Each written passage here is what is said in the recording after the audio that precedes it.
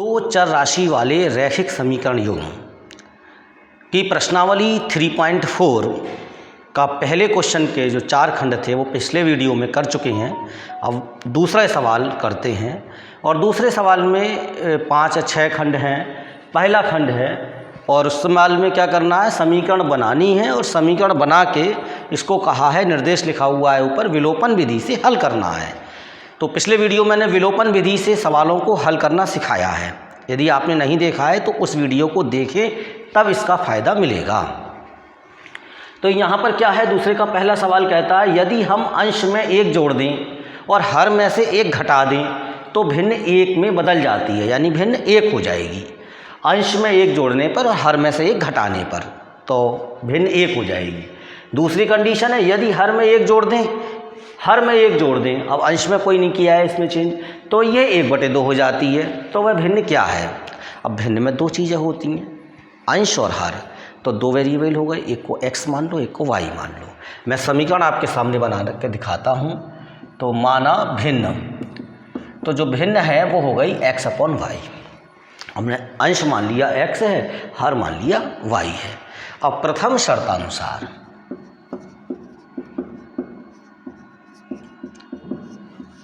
क्या हुआ, अंश में 1 जोड़ दें तो इस भिन्न में 1 जोड़ दो, हर में से 1 घटा दें तो अब यहाँ पर हर है y, इसमें से घटा दो तो भिन्न 1 हो जाती है। तो भिन्न 1 में बदल जाती है, इसका मतलब इसकी पूरी वैल्यू बराबर हो गई, किसके? 1 के बराबर हो गई। ये है, इससे समीकरण बनाई जाती है। अब इसको स्टैंडर्ड फॉर्म में ले आते हैं, तिरछी गुणा करके x + 1 बराबर y - 1, इसकी गुणा इससे कर ली तो x - y बराबर -1, प्लस का 1 इधर गया तो -1 हो गया, और x - y बराबर -1 और -1 दोनों 1 से चिन्ह के हैं, जोड़ते हुए -2 हो गए। इस प्रकार से यहाँ पर ये एक समीकरण बन गई। अब अभी तो दूसरी बाकी है, द्वितीय शर्तानुसार।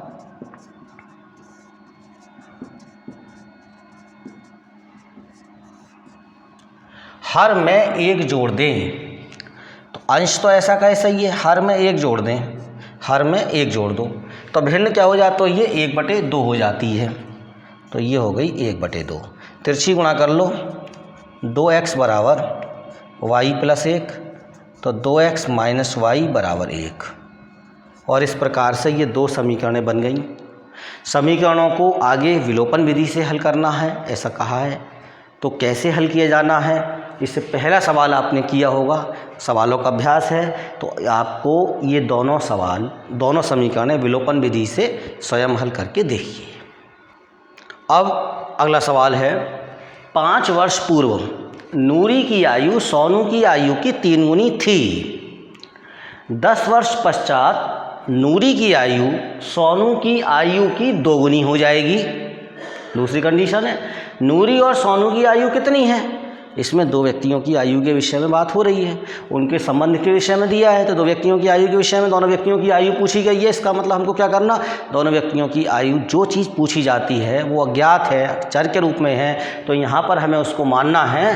तो हम यहाँ पर क्या काम करेंगे, माना नूरी की वर्तमान आयु, इस समय की आयु मान ली, कितनी है भैया, x वर्ष है, और सोनू की वर्तमान आयु कितनी हो गई, y वर्ष हो गई। सही है। अब प्रथम शर्तानुसार, अब पहले उससे पहले एक बात देखें, अगर हम तो वर्तमान की आयु में तो संबंध दिया नहीं है। संबंध जो दिया है वो 5 साल पहले की आयु में दिया है। 5 साल पहले आयु जो मानी है आपने नूरी की, इस समय एट प्रेजेंट वो कितनी मानी है, x। तो पहले हिसाब लगा लो कि 5 वर्ष पूर्व नूरी की आयु, अब 5 वर्ष पूर्व नूरी की आयु कितनी होगी। अब जैसे अगर मैं वर्तमान की बात करता, मतलब अंकगणित के हिसाब से बात करूं, अगर किसी व्यक्ति की आयु इस समय 20 साल है तो 5 साल पहले कितनी होगी, तो आप आसानी से आपके माइंड में आ गया 15 साल। अगर इस समय किसी की आयु 12 साल है तो 5 साल पहले कितनी होगी, तो आपने सोच लिया तुरंत 7 साल। लेकिन अब ये बात बीजगणित में कैसे सोचनी, अब ये x है और 5 साल पहले कितनी होगी, तो आपको हिसाब लगाना आता है तो आपको पता है, नहीं तो फिर यहाँ कन्फ्यूज होते हैं। तो ऐसे लिखा जाता है x - 5, ये है बात। ये वैसे जैसे अंगणित में आप बोल देते हो घटा के, वैसे तो यहाँ नहीं बोला जाता। यहाँ तो अगर घटाना है तो उसे उस रूप में लिखा जाता है, क्योंकि चर है या अचर है, तो उसे उस संबंध को व्यक्त करते हुए लिख देते हैं। x - 5 लिख दिया जाएगा। ये है तरीका। अब 5 वर्ष पूर्व बात बहुत छोटी सी है ये, हालांकि छठे 7 में बताई जाती है, लेकिन कई बार बहुत सारे ऐसे स्टूडेंट होते हैं जिनकी बीजगणित कमज़ोर होती है तो उन्हें बहुत दिक्कत आती है।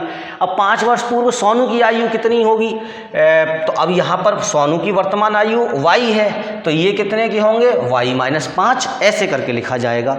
अब आगे का संबंध, अब इनमें दोनों में आपस में संबंध क्या है। 5 वर्ष पूर्व नूरी की आयु सोनू की आयु की 3 गुनी थी, यानी यहाँ पर जो नूरी की आयु है वो सोनू की आयु से 3 गुनी है। जैसे 15 होता है, एक 5 तो एक 15, ऐसे समझ लो, एक 75 तो एक 25, ऐसे 3 गुनी है। तो अब प्रथम शर्तानुसार हम यहाँ पर इस प्रकार से लिख देते हैं x - 5, ये हो गई नूरी की आयु, और ये y - 5 एक इसकी हो गई सोनू की आयु 5 साल पहले की। संबंध क्या बता रहा है प्रश्न, 3 गुनी है ये। तो अब जब ये 3 गुनी है और मैं अगर बराबर का चिन्ह लगाना है, क्योंकि समीकरण में क्या होता है, समीकरण क्या होता है, जो बराबर लगी हुई होती है उसमें तो चर में एक दो संबंध व्यक्त कर रहा हो कि ये चीज़ इसके बराबर है, तो बराबर का निशान तो लगाएंगे ही, तभी तो समीकरण कहलाएगी। तो अब अगर यहाँ पर ये बराबर कब होगा, ये चीज़ तो इससे 3 गुनी है, जब इसे 3 से गुणा करोगे तभी तो बराबर आएगा। भाई ये तो है ही 3 गुनी नूरी की आयु, तो सोनू की आयु को 3 से गुणा कर दोगे, अब दोनों बराबर हो गए। ऐसे समीकरण बनाई जाती है।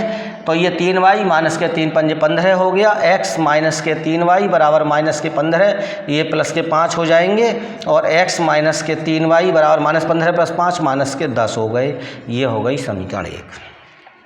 अब दूसरी बात, 10 वर्ष पश्चात, अब 10 साल आगे की बात है, तो यहाँ पे भैया मैं लिखूँगा पहले 10 वर्ष बाद या पश्चात। अब देखो नूरी की आयु कितनी होगी। अब एक एग्जाम्पल समझने की दृष्टि से वही वाली बात, अगर किसी व्यक्ति की आयु इस समय 22 साल है तो 10 साल बाद कितने का होगा, अब तुरंत उत्तर दोगे 32 साल। किसी की आयु 12 साल आज है, आज इस समय 12 साल का है कोई, तो 10 साल बाद कितने का होगा, बोले 22 का हो जाएगा। अब यहाँ पर वही चीज़ लगानी है, जैसे आप वहाँ +10 कर दिए, ऐसे ही इस समय नूरी की आयु इस समय कितनी है, x है, 10 साल बाद कितनी हो जाएगी, तो 10 जोड़ते हुए दिखाना है, x + 10 वर्ष। और ऐसे ही 10 वर्ष पश्चात ये जो सोनू भाई हैं इनकी आयु हो जाएगी y + 10 वर्ष। अब रिलेशन क्या है, 10 साल बाद नूरी की आयु सोनू की आयु की दुगनी हो जाएगी, तो द्वितीय शर्तानुसार क्या हो जाएगा, x + 10 नूरी की आयु सोनू की आयु की दुगनी हो जाएगी, तो बराबर 2 गुणा y + 10, पिछली बार की तरह ही x + 10 बराबर 2y + 20, पक्षांतर करते हुए x - 2y बराबर 10, और ये समीकरण 2 हो गई। तो इस प्रकार से 2 समीकरण आपके बोर्ड पर हैं, इन दोनों समीकरणों को आप हल करिए। अब दूसरे सवाल का तीसरा खंड है, 2 अंकों की संख्या के अंकों का योग 9 है, इस संख्या का 9 गुना संख्या के अंकों को पलटने से बनी संख्या का 2 गुना है, वह संख्या ज्ञात कीजिए। देखिए सॉल्यूशन, माना इकाई का अंक, संख्या में 2 चीज़ें होती हैं ना, इकाई और दहाई, तो इकाई का अंक मान लिया x है और दहाई का अंक जो है वो मान लिया, क्या मान लिया, y है। 2 चर की ज़रूरत पड़ती है तो x और y मान लेते हैं। अब प्रथम शर्तानुसार 2 अंकों की संख्या के अंकों का योग 9 है, अंक मैंने x और y मान लिए, इसका मतलब हो गया कि x और y का योग 9 हो गया। ये पहली कंडीशन है, पहली इक्वेशन क्रिएट हो गई। अब इसके बाद आगे की बात, अब आगे की जो बात है वो अंकों का खेल नहीं है, आगे संख्या की ज़रूरत पड़ रही है। तो पहले संख्या बनाओ, ये 2 अंक हैं, अगर किसी संख्या में इकाई का अंक x है और दहाई का अंक y है तो संख्या क्या बनेगी, इससे ये समझने की ज़रूरत है। आपको एक बात समझाएं, जैसे ये 53 होता है, कोई इकाई का अंक यहाँ 3 है और दहाई का अंक 5 है, तो ये लिखा कैसे जाता है, अगर आप 3 का स्थानीय मान निकालोगे तो वो 3 होता है, लेकिन 5 का जो स्थानीय मान होता है वो 50 हो जाता है। दहाई का स्थानीय मान निकालने के लिए 10 से गुणा किया जाता है, सैकड़े का स्थानीय मान निकालेंगे तो 100 से गुणा करेंगे, आप जानते हो सब। तो यह 53 को कैसे लिखते हैं, 53 को लिखते हैं 50 + 3, यानी कि इकाई का अंक 3 अपने मान के साथ है और जो दहाई है तो ये कैसे लिखा जाएगा, स्थानीय मान के साथ लिखा जाएगा 50 के रूप में। ऐसा नहीं है आप इसे 5 + 3 लिख दो, 50 + 3 लिखना पड़ेगा। ये बात मैंने क्यों समझाई, क्योंकि यहाँ पे संख्या आपको इसी प्रकार से बनानी पड़ेगी। तो जैसे आपने अब इकाई का अंक क्या है, x है, तो ये तो ऐसे ही रहेगी। दहाई का अंक क्या है, y है, तो स्थानीय मान क्या हो गया 10y। तो अब ये ऐसे करके लिखना पड़ेगा, जैसे वहाँ 50 और 3 जोड़ा 53 हुआ, तो ऐसे 10y और x जोड़ेंगे तो संख्या बनेगी। अब ये तो अगर ऐसे है तो ये है। अब उन्होंने कहा लेकिन अगर संख्या पलट जाए, अंकों को पलटने पर, अंक पलटने पर, अब अंक पलटने पर यानी जैसे ऐसे संख्या समझ लो, मान लो तुम 53 था तो ये 35 हो जाए, तो जो इकाई का अंक था वो दहाई का हो गया, जो दहाई का अंक है वो इकाई का अंक हो गया। ये मतलब होता है पलटने का। तो उस स्थिति में भैया क्या हो जाएगा, नई संख्या। अब देखो ऐसे डायरेक्ट लिख दिया मैंने। आप जो इकाई, अब जो इकाई का अंक है वो दहाई का अंक हो जाएगा, यानी x क्या हो जाएगा, दहाई का अंक।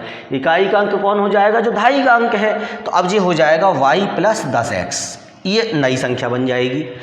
तो अब मैंने यहाँ पर जो दूसरी शर्त है वो कह क्या रही है, द्वितीय शर्त अनुसार ध्यान देंगे, इस संख्या का 9 गुना, कौन सी, इस वाली का 9 गुना, तो x + 10y, इसका 9 गुना ये बराबर है किसके, संख्या के अंकों को पलटने से बनी संख्या का 2 गुना है। तो जो नई संख्या बनी है y + 10x, इसका 2 गुना है, ये है बात। इसका 9 गुना इसके दुगने के बराबर है, तो गुणा कर दो। 9x + 9 दहाई 90y बराबर 2 से अंदर गुणा कर दो, 2y + 2 दहाई 20x। अब पक्षांतर कर लो, अब पक्षांतर करोगे तो 20x इधर आएगा, तो 9x प्लस का रखा है तो ये माइनस का 11x हो गया। 90y 2y में से घटा दोगे तो ये 88y हो जाएंगे और प्लस के होंगे बराबर 0। माइनस का 11 कॉमन लेके इधर भेज दिया तो बच जाएगा x - के 8y बराबर 0। -11 कॉमन लिया, बराबर उधर गया, 0 को भाग किया तो 0 हो गया, इधर चिन्ह बदल गया, इसलिए x - 8y बराबर 0। यहाँ पर यह हो गई समीकरण 2। तो आपके पास x + y बराबर 9 है, x - 8y बराबर 0 है। विलोपन विधि का प्रयोग करते हुए x को विलुप्त कीजिए और x और y के मान निकाल कर इसमें रख दीजिए, संख्या आ जाएगी। यहाँ रखेंगे x और y के मान तो आपको संख्या प्राप्त हो जाएगी। अब मीना ने 2000 रुपये निकालने के लिए, बैंक गई। उसने खजांची से 50 रुपये और 100 रुपये के नोट देने के लिए कहा। मतलब कुल टोटल वैल्यू कितनी चाहिए उसको, 2000 रुपये। अपने खाते में से 2000 रुपये निकालना चाहती है और ये कहा भैया 50-50 और 100-100 के देना। कुछ 50 के देंगे, अब कुछ 100 के देंगे, जाहिर सी बात है। नोट निकाल के दे दिए कैशियर ने। अब जो कुल गिनती थी, नोटों की कुल गिनती वो थी 25, कुल 25 नोट प्राप्त किए। अब प्रश्न ये है कि उसने 50 रुपये के कितने नोट थे और 100 रुपये के कितने नोट थे। अगर कुल नोट 25 थे तो वैल्यू मिला के उनके 25 नोटों की 2000 रुपये है। तो दो चीज़ें हैं, कुछ 100 रुपये के नोट हैं, कुछ 50 रुपये के नोट हैं। आपको नहीं पता कितने कितने हैं, आपको निकालने हैं। दो संबंध दिए हुए हैं, संबंध स्थापित करने के लिए, अर्थात चर अचर में संबंध स्थापित करने के लिए, समीकरण बनाने के लिए आपको मानना पड़ेगा। तो यहाँ पर आप मानेंगे, माना 50 रुपये के x नोट और 100 रुपये के y नोट मीना को मिले। अब नोटों की कुल गिनती तो 25 है, ये लिखा है। अब इसका मतलब ये हुआ कि यहाँ पर मैं लिख दूँ प्रथम शर्तानुसार x और y, ये 50 रुपये के नोटों की गिनती, 50-50 के नोट हैं, कितनी गिनती हो रही है वो, और 100 रुपये की नोटों की गिनती, कुल मिला के 25 हो गए नोटों की ना, कुल 25 नोट प्राप्त किए। तो ये समीकरण 1 हो गया। अब आगे की बात है वैल्यू के हिसाब से। देखो भाई, अगर 50 रुपये के 4 नोट होते हैं तो उसकी वैल्यू कितनी होती, आपसे सीधी सीधी पूछूंगा तो आप कहोगे 200 रुपये। मान लो मैं आपको 50-50 रुपये के 4 नोट दे दूं तो मैंने आपको रुपए कितने दे दिए, तो रुपए कहे जाएंगे 200। नोट तो 4 दिए हैं लेकिन ये रुपया कितने पहुंच गए आप पे, 200 रुपया। अब अगर मैंने 100 रुपये के 4 नोट दे दिए आपको, तो नोट तो गिनती तो वही है 4, लेकिन रुपया कितने पहुंचे, तो कहोगे 400। ऐसे करके रुपये का हिसाब लगाना पड़ता है। तो अब भाई 50-50 रुपए के एक्स नोट थे, तो रुपया कितने बने तो गुणा कर लो ये दूसरी शर्त के अनुसार, तो क्या हो जाएगा 50x। अब 100 रुपए के कितने नोट हैं उसके पास, y के, तो रुपया कितने बने 100y, और दोनों मिला के ये x 50-50 के नोट 100 रुपया और ये 100 रुपए के नोट 100 रुपया, कुल दोनों मिला के क्या हो जाएंगे 2000 रुपये हो जाएंगे। ये समीकरण 2 हो गई। यहाँ पर चाहो तो इसको थोड़ा सा और हल्का कर लेते हैं, 50 इसमें कॉमन लेके x + 2y बराबर 2000 और x + 2y बराबर 2000 बटे 50, 0 करेगा 5 चौक 20 0, तो x + 2y बराबर 40 और ये समीकरण 2 हो गई। तो इस प्रकार से इन दोनों समीकरणों को विलोपन विधि से आप हल कर लीजिए। और इस प्रश्नावली का अंतिम सवाल, किराए पर पुस्तक देने वाले किसी पुस्तकालय का प्रथम 3 दिनों का एक नियत किराया है। मतलब ये है कोई लाइब्रेरी है, वो 3 दिनों तक का एक फिक्स चार्ज है, चाहे वो 1 दिन में वापस कर दो आप, चाहे 2 दिन में कर दो, चाहे तीसरे दिन दे जाओ, जैसा आप लोगे तो वो तो उतना चार्ज तो लेगा ही लेगा, मिनिमम चार्जेस है, फिक्स चार्ज है, और उसकी वैलिडिटी 3 दिन तक है, ऐसे आप समझ लीजिए। और उसके बाद जितने दिन आप लगेंगे हर दिन का पर डे के हिसाब से वो चार्ज अलग लग जाता है। तो उसके बाद प्रत्येक अतिरिक्त दिन का अलग किराया है। शैतानी 7 दिनों तक एक पुस्तक रखने के लिए 27 रुपये अदा किए। शर्ता किताब ले गई और 27 रुपये देने पड़े, 7 दिन बाद किताब वापस करी। और एक दूसरी इनकी सहेली है सूसी, वो उन्होंने 5 दिनों तक किताब रखी और 5 दिन के बाद उन्हें 21 रुपये देने पड़े। तो नियत किराया और प्रत्येक अतिरिक्त दिन का किराया ज्ञात कीजिए। प्रॉब्लम मैं समझता हूँ समझ में आ गई होगी। पूरी एक लाइब्रेरी है, वो 2 प्रकार के चार्ज लगाती है। फिक्स चार्ज है जिसकी वैलिडिटी 3 दिन तक की है, और दूसरा पर डे अलग किराया लेती है। तो 2 आगे की सरिता सूसी 2 लड़कियां हैं। सरिता ने किताब ली है 7 दिनों तक रखी, 27 रुपये देने पड़े। सूसी ने एक किताब 5 दिनों तक रखी, 21 रुपये देने पड़े। 2 कंडीशंस बन जाएंगी। 2 चीज़ें हैं वैल्यू, एक नियत किराया और एक प्रत्येक अतिरिक्त दिन का किराया। तो एक को x मान लेंगे, एक को y मान लेंगे। तो माना नियत किराया x रुपया और प्रत्येक अतिरिक्त दिन का किराया, प्रत्येक अतिरिक्त दिन का किराया y रुपया हो गया। अब प्रथम शर्तानुसार क्या होगा, देखो 7 दिनों तक के लिए, 7 दिन में अब आपको कुल 7 दिन हैं। अब इसको आप 2 तरीके से तोड़ दो, 3 दिन और 4 दिन, 3 और 4 का योग 7 होगा। 3 दिनों का फिक्स, क्योंकि यहाँ पर 3 दिनों तक तो फिक्स चार्ज लगेगा। जब 3 दिन तक का फिक्स चार्ज है, और फिक्स चार्ज कितना है x रुपया, तो ये तो x रुपये में कट जाएगा। x तो इस 3 दिन के हो गए। फिर हर दिन का अलग है, हर दिन का कितना रुपया किराया है y रुपया। तो 4 दिन इन्होंने एक्स्ट्रा रखी, तो 4 दिन का कितना देना पड़ेगा 4y। बीजगणित वाले लोग जानते हैं। तो दोनों को मिला के ये रुपया बने, कितने रुपया बनेंगे, अब देखो x + 4y, ये शर्ता को देने पड़े 27 रुपया। ये समीकरण 1 हो गई। ऐसे ही द्वितीय शर्तानुसार दूसरी शर्त में सूसी का जिक्र होगा। 5 दिनों तक किताब रखी। अब जब 5 दिनों तक किताब रख रही है तो 3 दिन तो जो फिक्स चार्ज हो गया इसका, और 2 दिन का एक्स्ट्रा देना पड़ेगा। 3 दिन का कितना देना पड़ेगा x, 2 दिन का कितना देना पड़ेगा, 1 दिन का y है, तो 2 दिन का क्या होता है 2y। तो दोनों को जोड़ के मिलाकर कुल बन जाएगा। तो जी x + 2y और कितना हो गया 21 रुपया हो गया। तो ऐसे करके ये दूसरी समीकरण बन गई।